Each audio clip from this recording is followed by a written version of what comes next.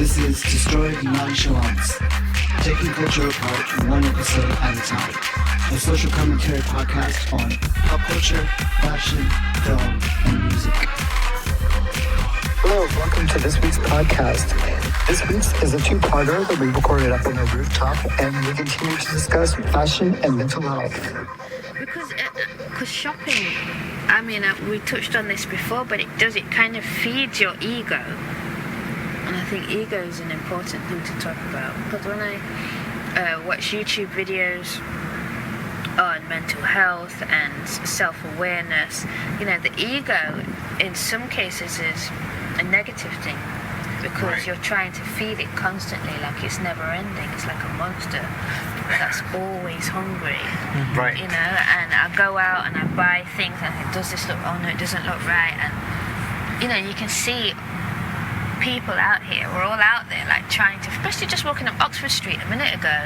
Oh my god, it's like They ego hoard. parade. Yeah, honestly, it's a parade. They like hoard to find something to make them feel better for whatever reason. And It's my favorite parade.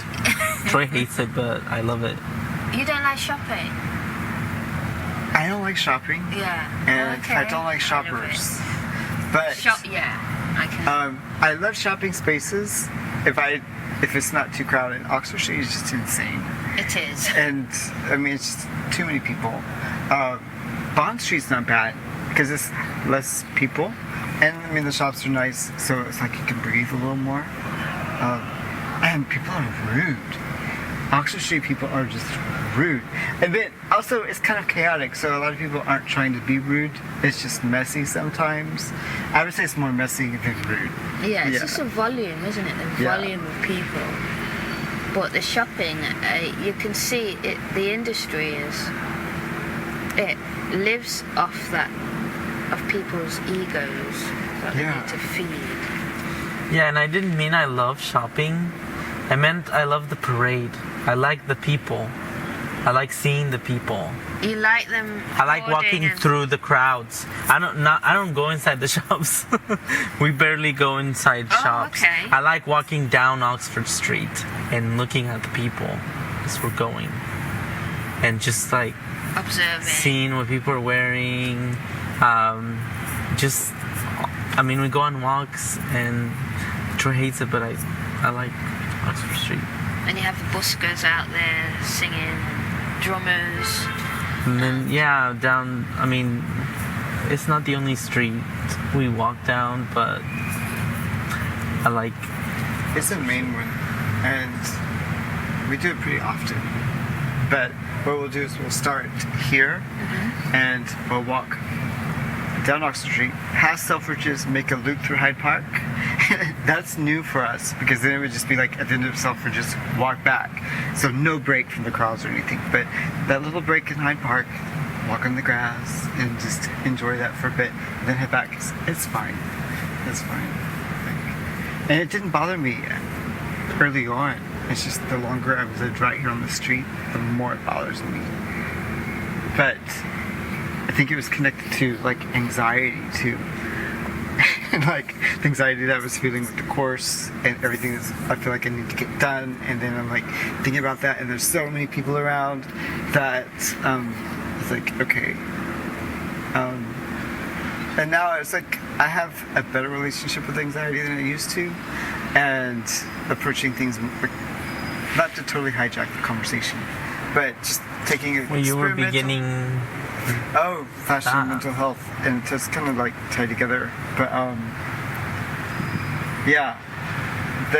the experimental approach and the curiosity, the perspective, just really helped. And it's something I learned through CBT, and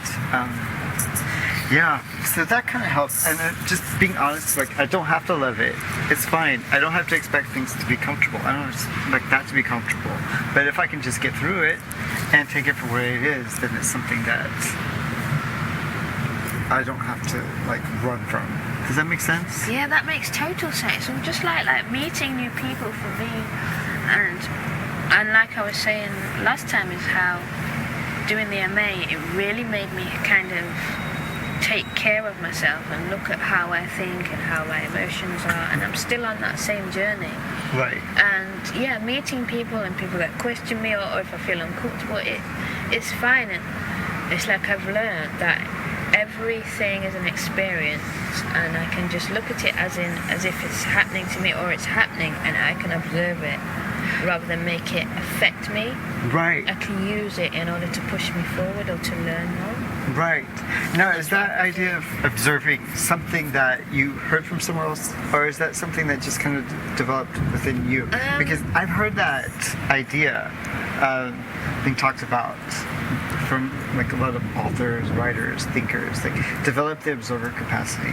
So how did you come across that? I mean, to be honest, I've been looking at spirituality, looking at YouTube videos, self-help books, and things like that. There's Eckhart Tolle, there's Eckhart Tolle. Yeah, he's big on the observer part. Brene Brown. She's really good because she's always talking about shame and vulnerability and always showing up. Right. And just being there is like, it's like the main thing is to just be there regardless of what might or might not happen. Right. Deepak Chopra. Yeah. Abraham Hicks, I went to that Kabbalah like introduction you went to the Kabbalah talk. Center? That's right. Things like that help me. Yeah. And I used to be a lot better about that, like looking into those. Oh, and yeah. my grandmother was really into like self-help and Oh, all this really? kind of stuff. But then so after a while you feel like you kind of know it, or you kind of move on, you lose track of it, and then you realize, oh wait, I should get back into it because things are feeling out of control. Yeah, well, you see, because to me, I was doing a lot of like counselling before a few years ago, and to me, that's how it got where I've done plenty of counselling now and telling this same old thing. Right. But with spirituality, it makes me think, well, what's new? Like, your past is your past. What else are you gonna reach Right. for? That's what I'm finding helps me more, and meditation as well. I meditate every day Really? without fail. It's become a... Do you have a particular practice, or how do you? I just quiet my mind. Yeah. Yeah, as soon as I wake up, before I look at my phone, I try not to look at my phone anyway and do my Right. best. And then I just block everything out for like 15, 20 minutes Yeah. and just kind of connect with myself. It's hard to explain, but kind of just literally I have to quiet my mind.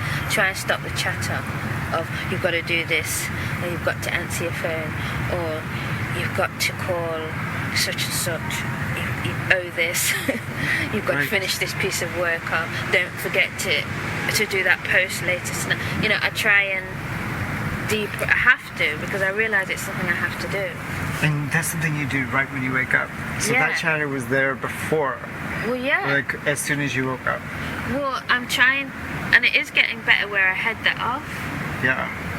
Okay. Where in the morning I don't have that chatter, but sometimes I do if I carry it off on the night before. Okay. Yeah, because it's natural. We're human. You're supposed to have. It's normal because we've all got a brain. But what I'm learning is I can control my emotions to a Yeah. certain extent. Yeah. I don't have to be taken on a roller coaster ride with it. I can be like, yeah, okay, I can see the roller coaster, but I know I'm going to be able to get through it. Right. There's my therapist, she gave me this model of psychological flexibility, and it's 3 points. It's a triangle. So up at the top is like the present moment, and then the bottom right-hand corner is like the emotional content, and then the bottom left is value, what you value. And it's like, okay, yeah, the emotions might be going haywire over there, or they may not, but then you still have the present moment, and you still have, are you doing what you value? And so, yeah, I know it's important to do this, so I value it, but I might be uncomfortable, but that's just one side of the pyramid. 2 against 1, so it's like, I'm here in the present moment doing what matters. And the emotions have their place. Like, they don't take over. Yeah, because emotions come and go like thoughts. Don't always believe what you're thinking. Yeah, emotions aren't facts. Feelings aren't facts. Exactly, it comes and goes. And I used to think that, oh, if I'm feeling this, there's a good reason for it, and like whoever's around me better justify what they're doing because I'm feeling this way and I need to pay attention and stand up for myself. And that, yeah, it's not such a good thing to do. Yeah, because you're I'm always learning like, to let that go. yeah. So anyway, have you seen anything about psychological flexibility and those kind of points? No, I mean, no, I haven't heard of that, but I can relate to what you're saying. Yeah, because it also relates to the development of the human brain. Because when we're first starting out, all we knew was the present moment, like any animal, and then you develop like the emotional side, but then you develop the rational side, the value side. So that's why emotions can undercut rationality so often because they came first. And so that's if you can learn to like keep the emotions like in perspective, then you can at least bring out some rationality, like pay attention to values. But yeah, I thought it was really interesting. And that mental pyramid in my head sometimes feels like breathing to me. Like it really feels like breathing, like just space, just like to exist. It's like okay, it's like because before that just having that triangle in my head like brought some sense of order. If that makes sense. So it's giving you absolutely, it's giving you like a foundation. Yeah, it's like in order to think like where does all of this mess fit into your pyramid? And I totally relate, like, and just being really strict with myself, and even though I feel like I don't want to meditate today, or I've had a bad day, or it's not working, I'll still do it. And for me, that helps just sort it out. Just the action of it. I'm not particularly the kind of letting go, but that is really important. That's key. But just that deciding to get up, making sure I don't look at my phone the minute I wake up, just giving myself that break, that time. Yeah. Just that is helping me. Yeah. See, I don't look at my phone when I wake up either. And sometimes I'll be at breakfast before I realize I've even checked my email. That's after I've gotten dressed, gone to the cafe, or like start having coffee and stuff. Yeah. It's just, I can't do it. I look at my phone the first thing. The minute you wake, I like seeing the notifications and the things that have come in. Oh, I can't. Especially if it's like bookings. Your phone stays on your pillow. Like, yeah. So I have my phone right there. I mean, I just see the front screen. I don't go and like do a task, like read this news article or anything like that. But I guess I'm not at that point where I need to completely separate myself. Maybe I'll get there, but or maybe not. No, I mean, maybe not. I look at my phone in the morning when I wake up, but I mean, most of the time I'll wake up and not wake up, and I'll just, because he's getting ready, and I know I have at least so much time before I need to, hours. Start getting ready myself. So I'll look at my phone. It's right there, and I mean, I don't, and I'm not saying it works and everything's fine. I mean, when that person said I was calm, I thought, okay, maybe there is something there, but I mean, the other week you need to do what works for you. Exactly. I mean, I have had terrible times where I have anxiety attacks, and I'm like, and this was only last week, and I'm thinking, oh my god, what am I doing? But as long as it's not harming anybody, do whatever you need to do. Yeah. That makes you okay with whatever. And it's tricky to talk about because it makes it sound like, oh, it's a solution. Like, oh, it's just like. Yeah, no, it's not. It's a process. Yeah, it's a practice. I like to think of it as just practice. It's like, a practice. This practice. And that's why I so many say people don't do it, because people want a result. They're so Practice result brings focused. results. Like, I mean, going into these talks where there's a motivational speaker, that to me seems gross, and it just seems like a racket, because and I don't know if it was shows that I watched, but it's you're taking people's money and telling them that you have a solution, and if they just buy your book and apply the solution, their problems are going to be fixed. And people need to realize that nothing is ever fixed, nothing is ever done. you can make things better every day, but people are so solution focused in certain ways that, and then people take advantage of that. And I think that the self-help books, there's an ugly side of it, there's a good side of it. Yeah, absolutely. No, you're so right. There is like a bad side of it, but the people I listen to or have read or follow, that is one of the mantras, is like, there's no end, because you're a living, changing human being. Your cells change every day, so your thoughts and the journey is just an ebb and flow. And there are people, just like you said, the majority of people in this side of the world that believe in results, and that's part of capitalism, patriarchy. You know, it is. It's part of the construct that we're living in. Right. But there's also another side to it, that you don't want it to be solved, because then you stop learning. And as soon as you feel like everything's fixed, you might as well die, because your experiences aren't growing, you're not expanding. And you should, I think it's healthy to embrace challenge. Challenge from a certain angle looks like a problem, but challenge is also another angle, not to sound too naive about it. It's an opportunity. It's an opportunity to develop a skill, or an opportunity to learn about something that you didn't know before, to get stronger in a new way. And if you're not encountering new problems, if you're not continuing to encounter problems, then you're probably doing the same thing every day. And eventually something's going to come along and knock you off your course anyway. But it's better to be openly engaging and looking and exploring and coming across problems that way than waiting for them to land on your head because you're too afraid to take any chances. And that for me is not so much about results, but it's more just about expanding and growing and experience. Experience being a human being. So what are the notes that you have? What did you see? Okay. So we're looking at fashion and mental health. It's the second week of it, and this time we're looking at it a little more deep, in a deeper way, and looking at how media talks about fashion and mental health. For example, I looked at some articles in industry press related to fashion and mental health, because that's becoming an ongoing topic. It's not going away.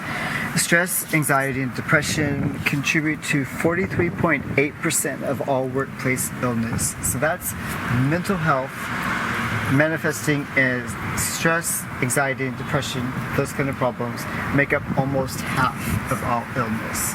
The Business of Fashion has some really good articles about what new hires, interns, people just starting their careers are dealing with when they go into what we consider to be the big fashion brands. Whether it's the magazines or the designer labels, the high street brands. So it's this real feeling of a sink or swim mentality, where these new hires are being forced to, or encouraged to, see each other as competition. And it's giving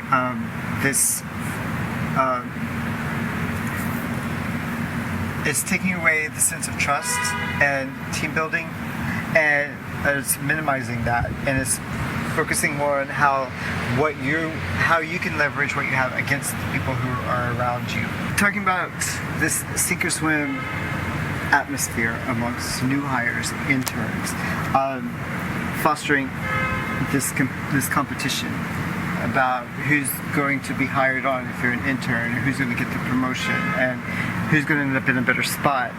And it's contributing to this feeling of stress, anxiety, and depression, mental health. And it becomes easier in the short run to not talk about these things, but really damaging in the long run. You add into that the workplace conditions, where you have this hectic schedule and these long hours where you're being tasked with a lot of menial tasks. You're new to this workplace, and you're just it can be really off-putting. That type of schedule alone, that type of workload alone, would be stress-inducing and cause anxiety and potentially depression. But when it becomes an incentive not to talk about it because you don't want to be seen as disadvantaged in that way, it just creates a downward spiral. But a question I wanted to ask is, how much of it is not understanding the workplace and the industry beforehand, before you get into it? That's one of the things I thought was like an elephant in the room in terms of these media stories about the fashion and the stress and mental health. It's like, well, yeah, but are you talking about how attractive this industry is, how glamorous it is to go into it, and what kind of prestige you're supposed to have when you work in it, versus the reality of making that job work for you, versus the reality of the people at the top have been making money through this organization for a very long time. They've achieved what they consider to be success, and you're new to this. So what's your learning capacity, and how do you understand what your own understanding is?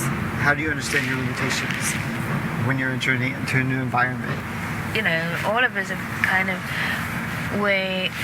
we were seduced, I guess, by the industry, by media and fashion, and saw that glamorous side. Right. And when you go into it, even when you're at uni, they don't give you the tools, because in actual fact, when you get into the industry, or when you start to, look for a job, it's nothing to do with the glamour or what you've learned at uni, because they don't. I would try and give advice that actually, you're forming bonds. You're not really learning how it is in the industry, because when you go in industry, it's literally learning on the hop.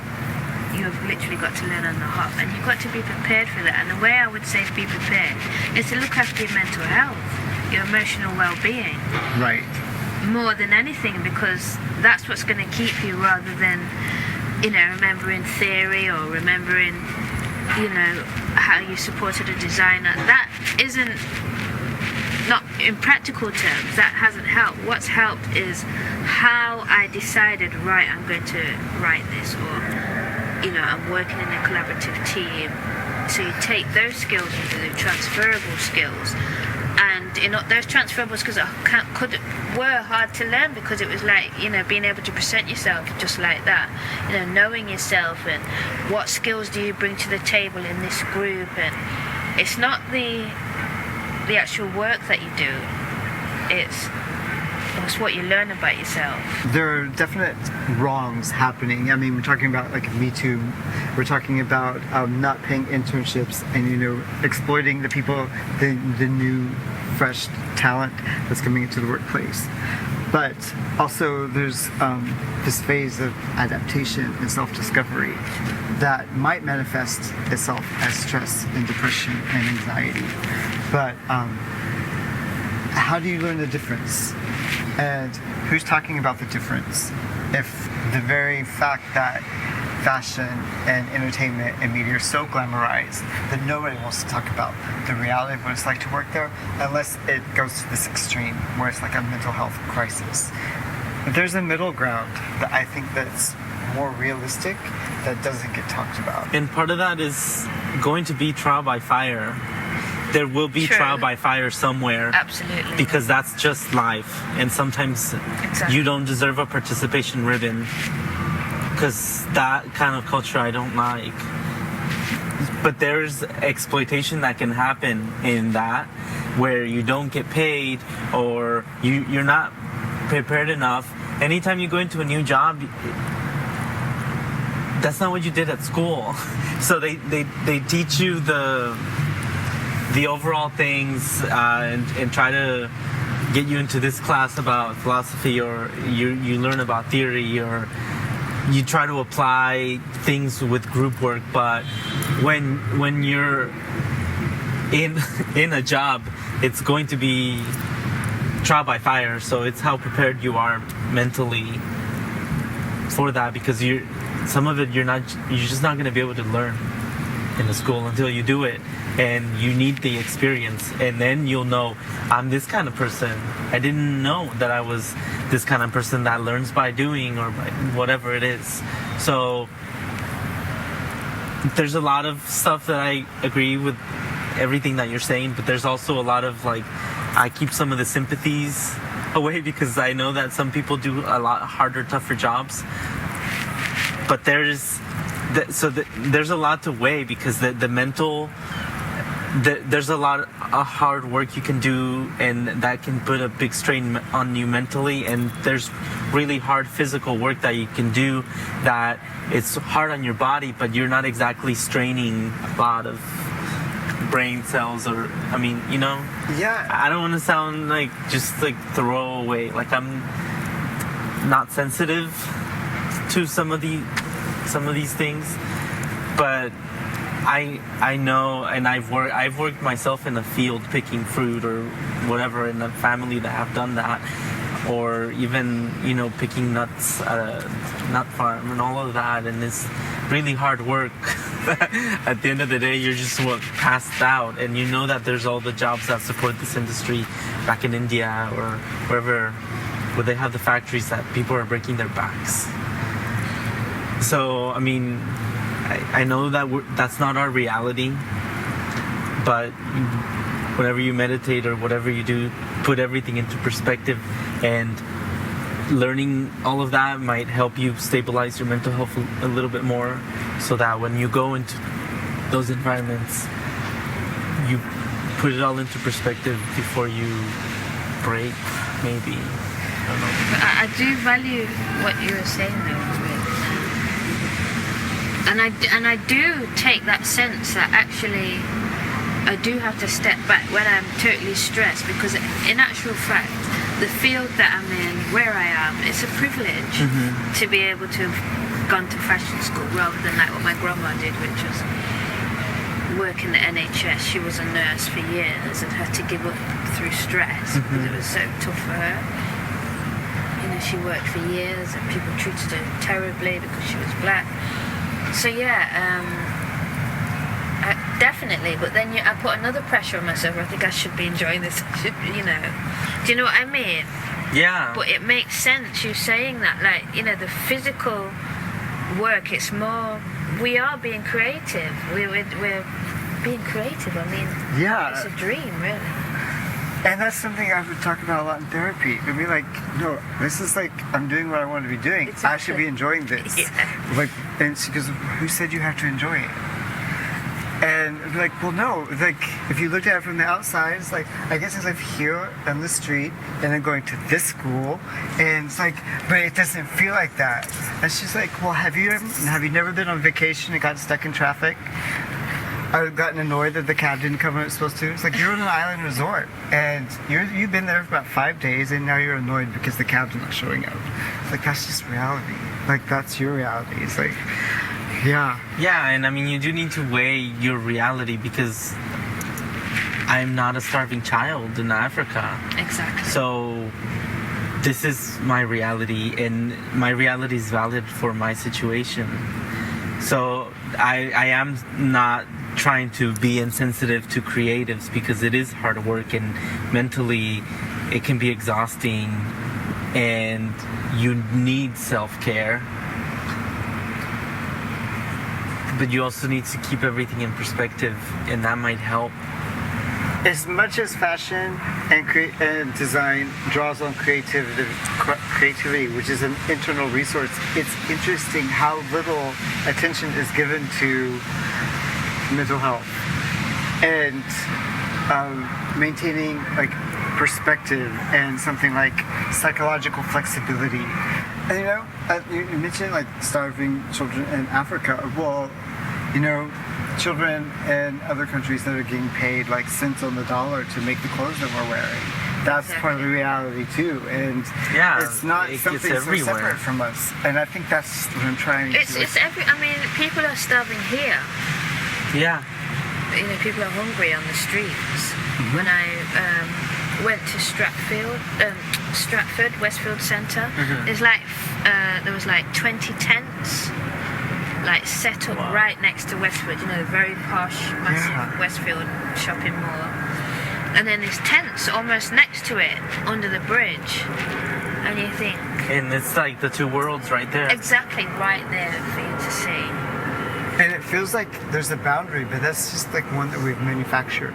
There are some signs of hope here, because Generation Z, on the outside, it's kind of troubling because they're describing high levels of mental health issues, but actually what that's showing is a high level of awareness of the importance of mental health in the first place. By voicing these kinds of things, these kinds of issues, articulating what problems there might be, what even high-level editors are describing as the imposter syndrome, which is you have this position, but you're not really convinced yourself that you've earned it, that you really deserve it. And one of the articles that I read was really interesting. Doesn't feel like she's necessarily what she needs to present. She's not the face. She doesn't feel like the face that everyone needs to see. It's interesting because I do relate to a certain extent. When I was at Central St. Martin's, I was thinking, you know, what am I doing here?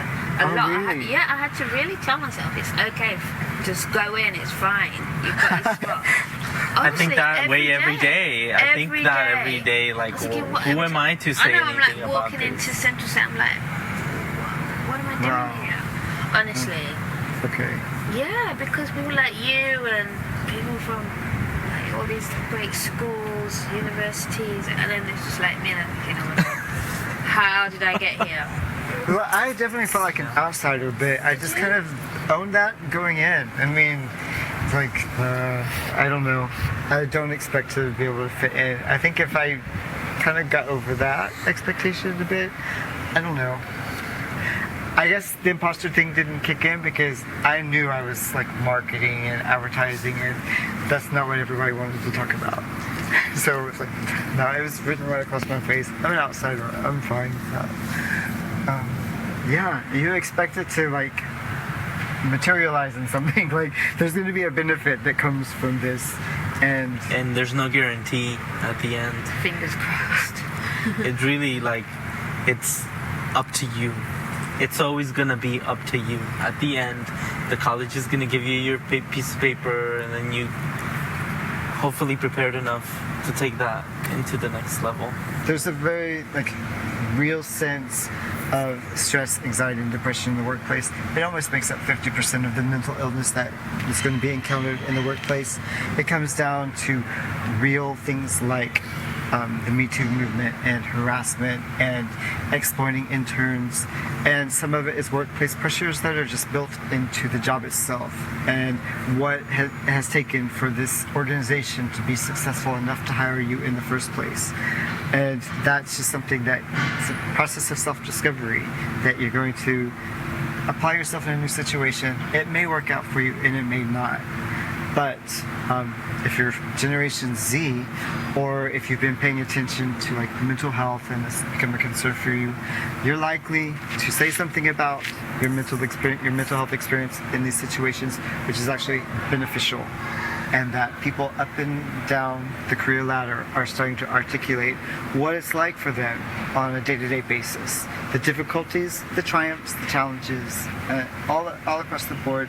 Talking about it and understanding it is going to help the organization, it's going to help your professional life, it's going to help your personal life. So that's how the media is talking about it. And I think that overall it's pretty good. But it does need to address the fact that it glamorizes the fashion industry. It glamorizes the entertainment industry to such an extent that a lot of people don't know what they're getting into before they even try to start a career in it. The industry is based on making people feel like that's what they have to feed consistently and constantly, or throughout all the creative industries, but fashion in particular, because it's such a throwaway industry. You know, you buy something, as soon as you've got it and wore it, you want to throw it away, or why did I buy that, or do I really need that? But think about it, do we really need some of the things that we've got? Right. It's not like you're going to throw away a painting or a sculpture, or it's just I mean, yeah, you consume those, but fashion has such a throwaway. Exactly, about sustainability and the cycle, and it's up and down.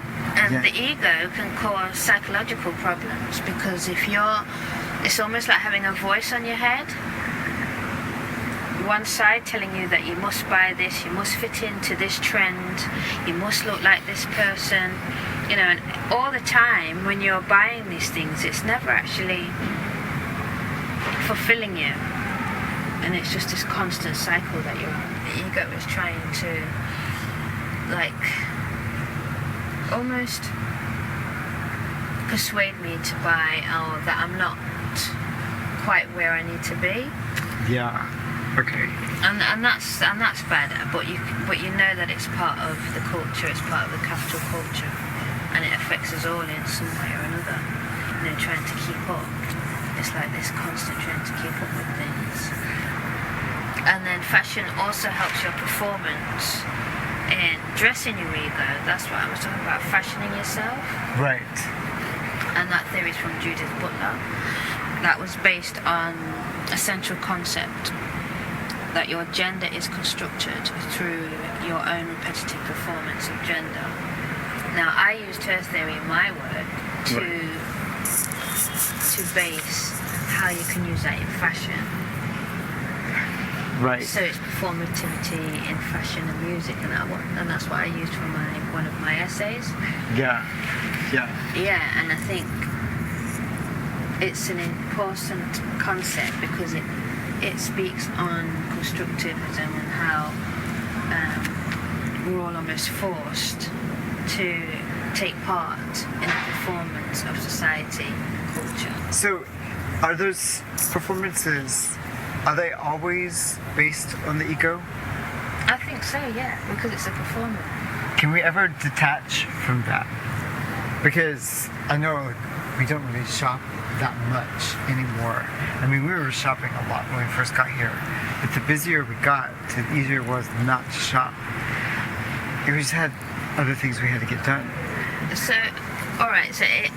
So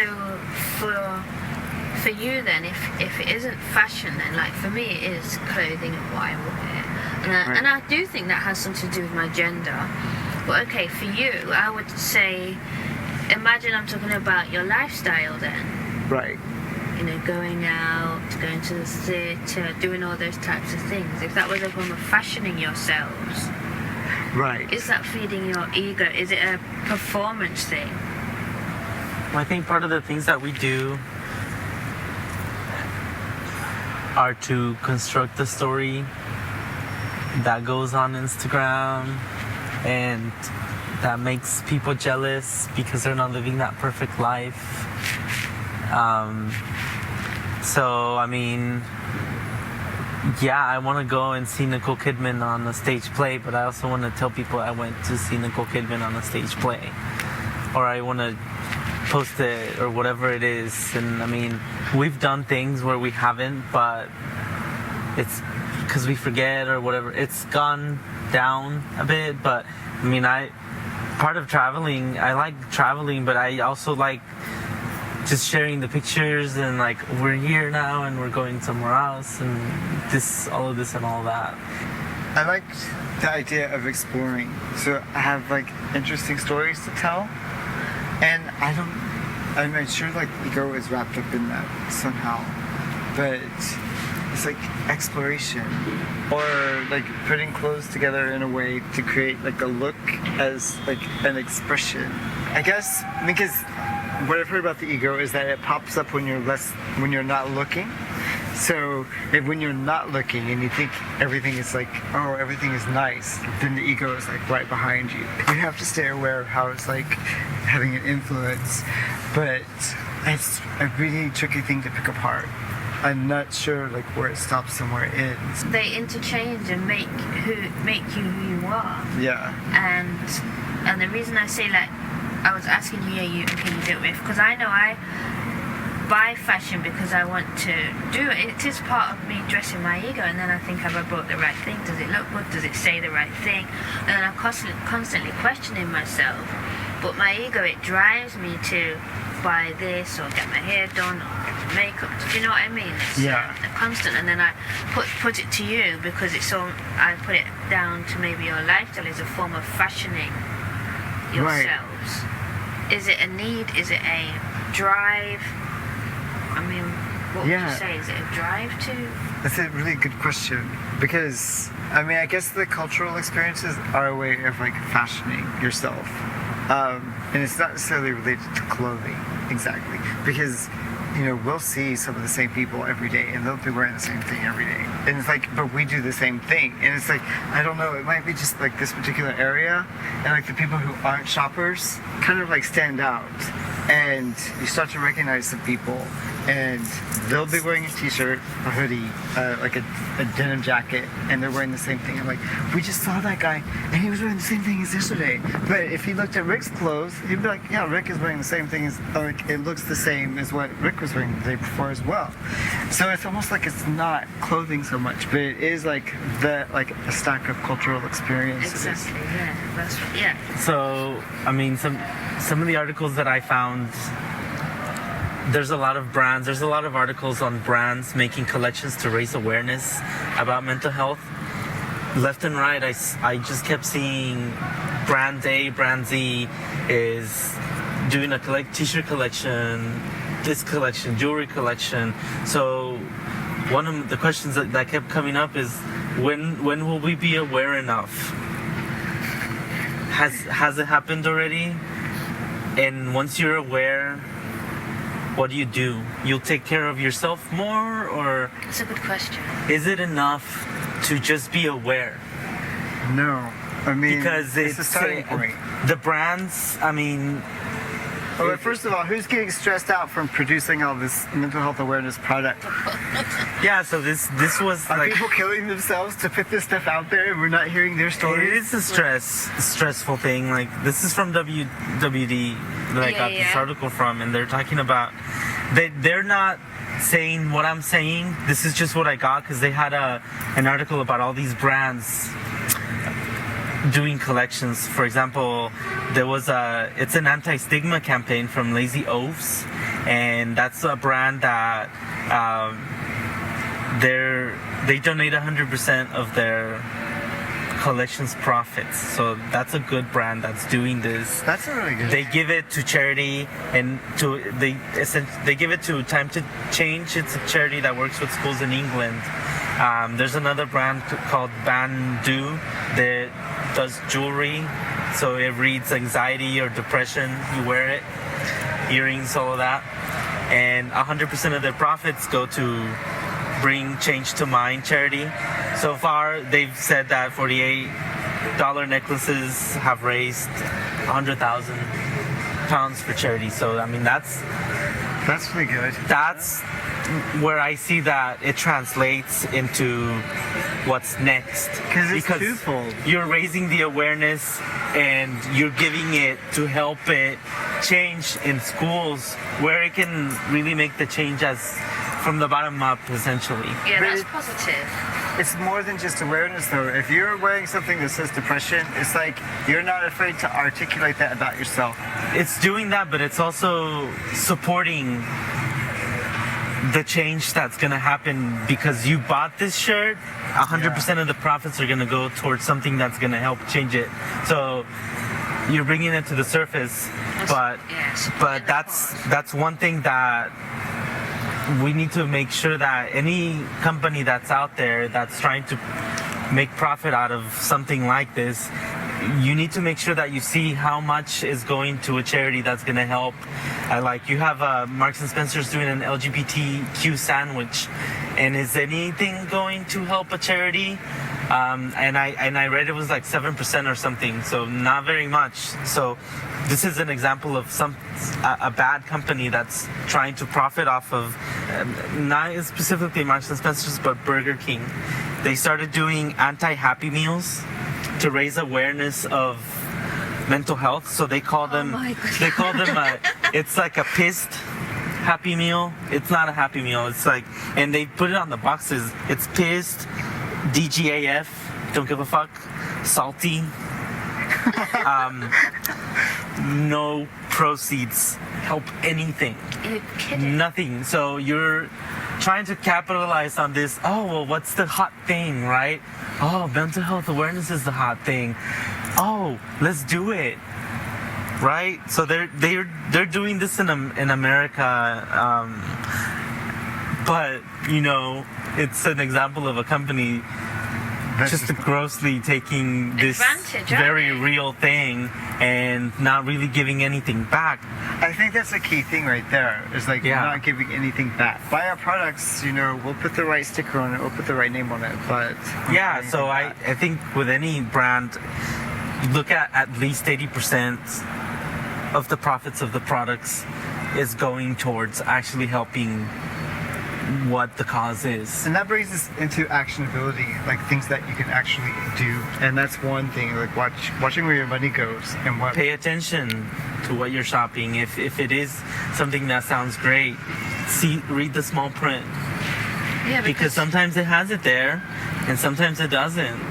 But make sure that, oh, that's good that they're doing this. You know, just some of the brands you were talking about, like Burger King, I mean, it just makes you see then that it's almost, you know, real issues are just a trend, like a fashion trend. Yeah. So does that mean it's going to go completely out of cycle again, and there's going to be a new thing that people will be involved in? You know? But you're creating that cycle where it goes around, and you have these issues, these people having these mental issues, and then you make money because you're trying to raise awareness about the issues that you're not helping with so much, or that you should have more responsibility with. So I mean, yeah, those are really the big things that I found. I have just a list of 5 things that experts are talking about, 5 actionable things that can help with stress and anxiety. The first thing is better self-understanding. What are your aptitudes? And reflecting on, is this the right place for me? And do I want to stick it out? Number 2, defining boundaries for yourself. Like, what's going to cross the boundary, like morally, or just like what you're capable of doing, what's too uncomfortable for you. And 3, defining what success means to you and what does success look like. Just approaching it like in terms of meaning and just something as superficial as appearance. What does it look like? 4, what are you willing to do to be successful, and what are you not willing to do? Having at least some of an understanding in terms of what you're willing to do, not willing to do, to get what other people are telling you is success. 5, how much of yourself can you put into your idea of success? Like, what are you good at, and what do you just hate doing? And are these questions that you've asked yourself before going into industry? And, you know, are you willing to experiment to find out the answers? And if you find out something's not for you, then, you know, not doing so well in an internship is not the end of the world. And deciding your first job is not for you is just not the end of the world. But you went out there and you at least tried, you experimented with it. And 6, how will your very next step serve your personal goals? It's important to create safe spaces for experimentation. You're used to having that at university. Try to find it in the workplace or in your professional life. Remember, experimentation is learning. Don't catastrophize. Be realistic about what the effects are that you're doing. Don't over-exaggerate how bad things could be. Respect the mind-body connection. So exercise, nutrition, breathing, you know, how you treat your body is going to affect your feelings and your thoughts. Keeping a schedule to get sleep. Just remember, all of these things that are affecting the body are going to affect your mental health. Understand that stress is a method of preparation. Stress isn't necessarily bad, it's what you do with it. It's the toll that you allow it to take. So learn to channel it constructively. And get help from experts. Access to professionals, especially when you're going through the worst of the worst. So these are just 5 things that can help you manage stress and anxiety. And just watch over your mental health as you're entering the workplace, or if you've been in the workplace for 50 years. I mean, these are just good tips to know and keep in mind. Yeah, I'm definitely taking points. Thank you. Thank you guys for this great conversation, and thanks to our audience for listening. And we'll talk to you guys next week. Bye. Bye. Bye. Thank you for listening. We hope you enjoyed it. Make sure you subscribe to our podcast. We put it out weekly. And follow us on social media. We're on every platform. Instagram, Twitter, Facebook. We're everywhere.